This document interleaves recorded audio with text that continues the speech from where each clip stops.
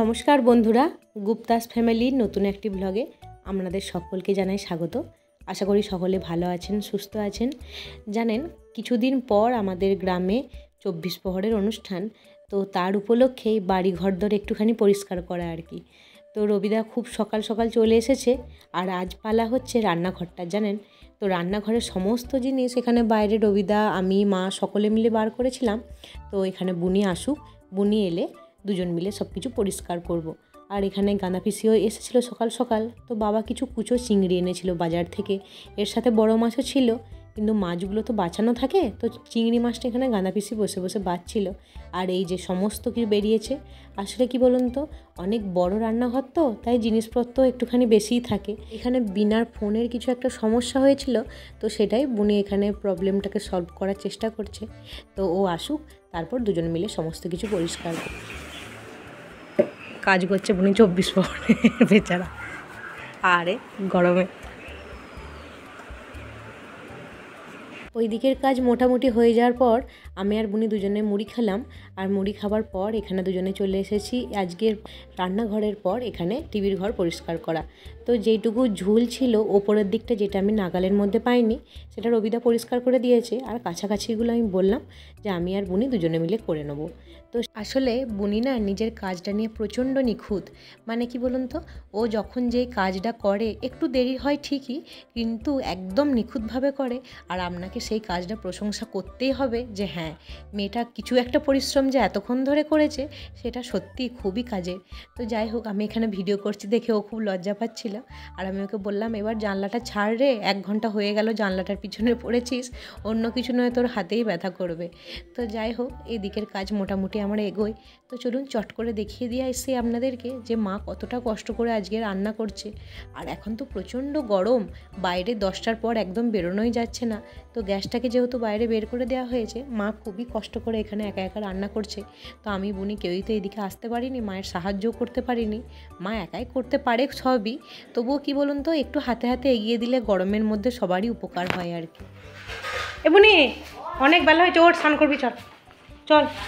সাজের জিনিস নিয়ে বসেছে এখন গোছাতে, সে এখন বহু দেরি হবে। ওর চান টান করবি, চল। খাস নি কিছু? গীতাটা ব্যাগে রাখবি, ছোট্ট ব্যাগে। তারপর বিকাল 5টা সাড়ে 5টার দিকে বংশ কাকা এসেছিলেন আমাদের এসিটাকে সার্ভিসিং করাতে।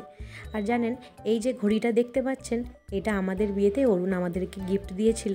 তো কি সুন্দর লাগছে দেখুন। তো সন্ধেবেলায় রবিদার যখন সমস্ত কিছু পরিষ্কার করা হয়ে গেছিলো, আমি, মা আর বাসন্তী পিসি 3জন মিলে সমস্ত জিনিস দেখুন এখানে নিয়ে এসে হাজির করেছিলাম। এরপর মা আর আমি দুজনে একে একে সমস্ত কিছু এখানে গুছিয়ে নেব। তো বার করতে যতটা আনন্দ হয়, সহজ লাগে, গোছাতে কিন্তু তার থেকেও বেশি কষ্ট হয়। আর তার উপর তো সেই রকমই গরম, এতটাই গরম ছিল যে আমি আর মা দুজনেই গরমে খুব হাঁসফাঁস করছিলাম। তো যাই হোক, শেষ পর্যন্ত দেখুন সমস্ত জিনিস আমাদের গোছানো হয়ে গেছে। আর দেখুন রান্নাঘরটা কি সুন্দর চকচক করছে, একদম খুব পরিষ্কার লাগছে, একদম নতুনের মতন। মাঝে মাঝে ঘরদোর পরিষ্কার করে রাখলে সত্যিই দেখতে খুব সুন্দর লাগে, তাই না বলুন? তো এরপর বাইরের এই ডাইনিং প্লেসটা, এটা রবিদা জল দিয়ে ধুয়ে দিয়েছিল। এখানে ফ্যানটা চালিয়ে দিয়েছে যাতে তাড়াতাড়ি একটু শুকিয়ে যায়। শুকিয়ে যাওয়ার পর রবিদা নিজেই এখানে ডাইনিং টেবিল, চেয়ার সমস্ত কিছু রেখে দেবে। আর এদিকে মা আমাকে ডাকতে এসেছে টিভির ঘরে যাওয়ার জন্য। তো বিনা কিছু জিনিস এনেছে আমাদের সকলের জন্য, সেইগুলোই এখন বুনি বের করে দেখাবে। আমি ওকে বললাম, তুই বের কর একে একে, আর সকলকে দেখা, আমি ততক্ষণ একটুখানি ভিডিও বানাই। তো বাবা এখানে প্রত্যেক দিন সন্ধ্যের বেলায় যেমন টিভি দেখে সেরকম টিভি দেখছিল। আর এখানে বুনি একে একে গিফটগুলো বার করছিল যে বিনা কী কী নিয়ে এসেছে। আর এইটা বিনা কিনেছে ওখানে নিজের জন্য, ভালো। আর এই দুটো টুপি কিনেছে, একটা শিবমের, একটা দাদার। তুমি ওইদিকে আমি বলতে দেখাবো না, তুমি না দুটো জিনিস একসাথে জীবনে করেছে, নিজেকে ঘোরো, তুমি ভালো করে পড়ে যাবে না, তুমি এমনি দেখছো না না, নিয়ে যাও কি দেখে আমি দেখতে পারি, তাহলে তোমার দেখতে হবে না। না তা কেন দেখুন বুঝি জানি অনেক ছেলে দেখে কিন্তু খুঁটিয়ে খুঁটিয়ে দেখে। দাদাই বাবা সেই পর্যায়ে পড়ে না আর কি। দাদাও দেখে।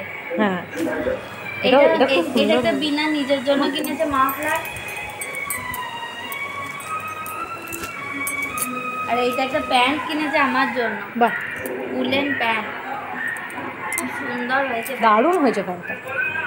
দেখি প্যান্টটা দারুণ। এদিকে আবার পকেট এমনি করে তুলে দেন, দারুণ হয়েছে প্যান্ট।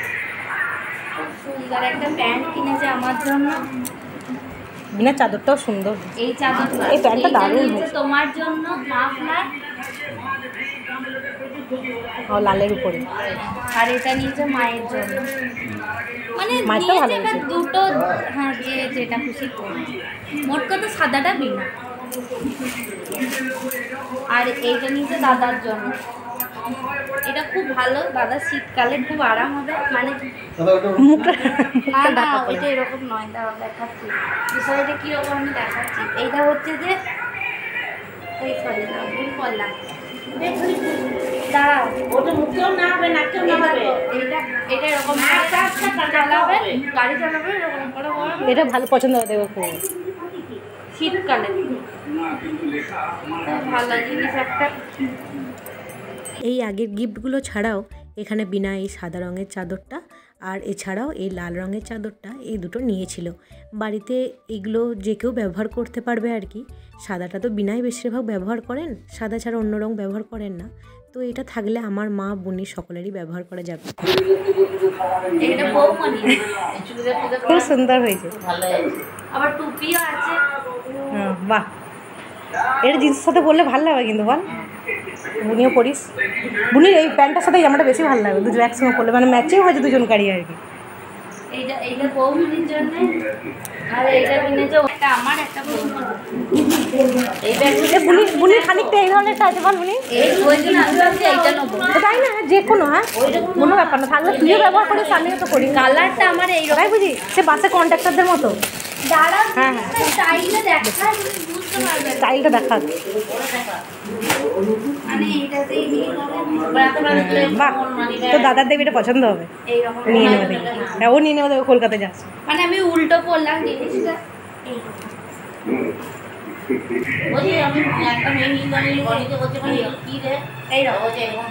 স্টাইলটা হবে এইরকম। ভালো হয়েছে, সুন্দর বাবা হয়েছে। মন করলে নিতে পারবে। ছেলেরা করে দেখি, ভালো লাগছে কিন্তু। সবাই করে তবে এর সাথে শীতের পোশাক পরলে বেশি ভালো লাগবে। ভালো লাগে, আমাকে পুরো কাজ মিলিয়ে দেবে। সত্যি রাত্রিবেলায় সবাই খুব ক্লান্ত ছিলাম, তাই মাকে বললাম আজ বেশি কিছু রান্না করো না, শুধু ম্যাগি করো। তো সকলে মিলে ম্যাগি খেলাম। তো যাই হোক, আজকের এই ছোট্ট ব্লগটা কেমন লাগলো সবাই অবশ্যই জানাবেন।